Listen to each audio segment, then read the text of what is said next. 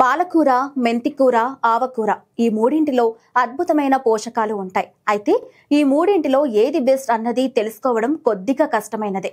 ఈ మూడు ఆకుకూరలు శరీరానికి ఎలా ఉపయోగపడతాయో తెలుసుకుందాం. పాలకూర ఇనుము సమృద్ధిగా కలిగిన ఆకుకూర. ఇది రక్తహీనత నివారణలో సహాయపడుతుంది. పాలకూరలో ప్రోటీన్, కార్బోహైడ్రేట్లు, ఫైబర్, కొవ్వు, ఏ, సి, కే విటమిన్లు లభిస్తాయి.